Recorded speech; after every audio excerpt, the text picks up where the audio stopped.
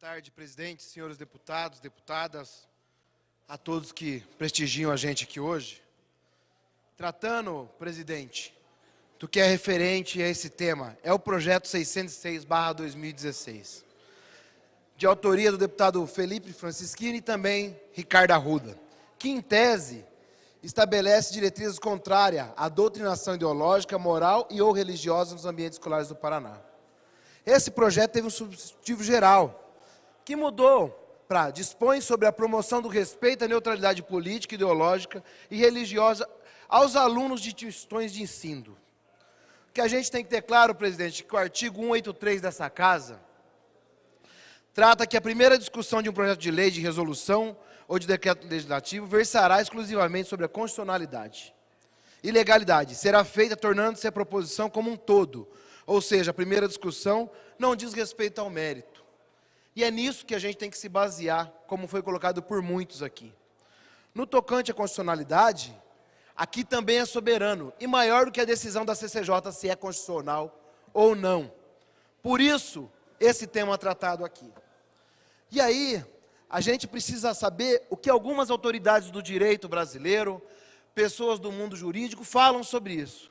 A primeira delas é em 2017, uma colocação do ministro Luiz Barroso, onde entende como inconstitucional o avanço de projetos como escola sem partido, afirmando ser vagas as diretrizes da lei, podendo ter efeito inverso. Aliás, trazer uma específica para a sala de aula e censurar a quem discordar dela, atenta para o autoritarismo jurídico e sobre autonomia pedagógica.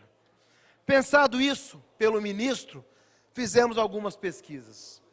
Artigo 206 da Constituição Federal, incisos 2º e 3º, estabelece os princípios de que devem reger a educação básica brasileira, liberdade de aprender, ensinar, pesquisar e divulgar o pensamento, e a diversidade de ideias e de concepções pedagógicas.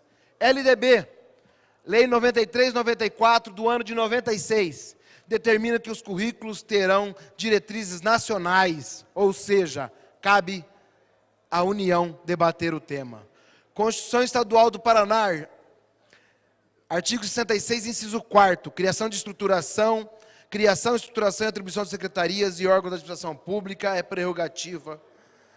Seguido o artigo 1, ou seja, coloca também que não é competência dessa casa. Assim, cabe nós recorrermos a algumas pautas e entendemos que algumas cidades e estados que aprovaram leis e que usam como base os princípios da ESP, que é a Escola Sem Partido, têm sofrido ações de inconstitucionalidade, ou seja, são leis que vão contra os princípios de determinado item da Constituição Federal. É o caso do estado de Alagoas e a cidade de São José do Rio Preto e Jundiaí, no interior de São Paulo. Embora as leis não tenham entrado em vigor, estão sendo barradas. No caso dos municípios, ações foram julgadas pelo Tribunal de Justiça de São Paulo. Apesar de terem sido específicos, como é o mesmo órgão julgador, a tendência é que a decisão se repita em normas do mesmo sentido no Estado.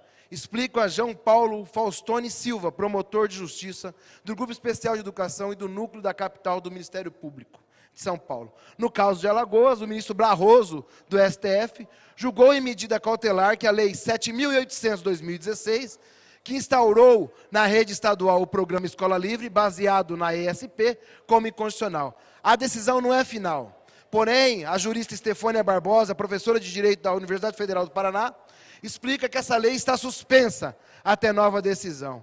Ou seja, não é considerada válida ainda. Assim, temos que recorrer a outros julgamentos. Aqui tem um julgado da cidade de Volta Redonda, no Rio de Janeiro, onde uma lei municipal, cópia, inclusive da primeira versão dessa, foi julgada pelo órgão especial do Tribunal de Justiça do Rio de Janeiro como inconstitucional, dizendo que o município tinha invadido a competência federal. Portanto, também inconstitucional. E quando alguns nobres parlamentares colocam aqui que 200 promotores assinaram um manifesto, pode até ser verdade. Mas o que é verdade mesmo é que o Conselho Nacional do Ministério Público soltou uma nota, e o Conselho engloba milhares, muito mais do que 200. Assim entende o Ministério Público Federal Brasileiro. por seu Conselho Nacional de Procuradores Gerais e pelo Grupo Nacional de Direitos Humanos e sua Comissão Permanente de Educação. As propostas legisladas, conhecido como escola sem partido ou escola livre, são inconstitucionais por afrontarem os princípios constitucionais de liberdade do ensino, de pensamento, do pluralismo de ideias e da gestão democrática do ensino público, além de atentar contra a formação do indivíduo para a cidadania, cabendo ao Ministério Público agir extrajudicialmente e mediante ajuizamento das ações pertinentes para garantir a todos os brasileiros uma educação pública de qualidade, coibindo tentativas de estabelecer proibição genérica e vaga de controle de conteúdo pedagógico desenvolvido na escola, inclusive com risco de aplicação de lei de forma seletiva e persecutória. Assim caminha manifesto também do Ministério Público do Paraná, assinado pelo Procurador-Geral Ivonei Sfoggia. Assim também tem parecer da OAB do nosso Estado, falando contrária à presente lei, junto ao protocolo 65.126 do ano 2017. Também pesquisei sobre alguns pontos.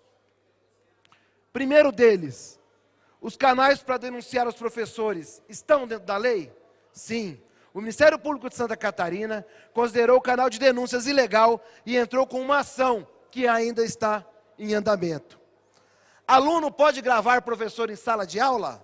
Não. Em Santa Catarina, o juiz Juliano Zemboski também considerou a prática sugerida pela deputada eleita, então do PSL, como ilegal, baseado justamente em uma lei que veda o uso de aparelhos telefônicos e outros tipos de gravadores em sala de aula.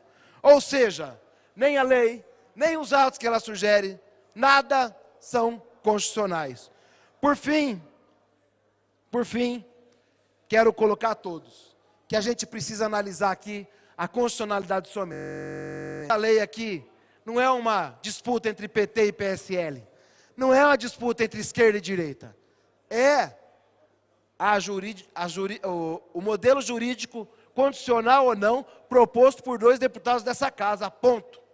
E o que isso impactua na escola e na formação dos paranaenses, nas escolas, no primário e secundário e também nas universidades. E a gente não pode ficar usando aqui, presidente, os valores de família para votar. Eu estou com a minha esposa e com o meu filho pequeno aqui. Eu defendo a família. E não quero sair rotulado daqui porque eu sou contra a família, só porque eu sou contra esse projeto de lei. Temos que falar aqui a verdade, o jurídico, as posições contrárias ou não. Do mais disso, fica difícil de discutir. Por isso, o nosso voto é contra a aberração jurídica. Contra a aberração jurídica. Obrigado, presidente.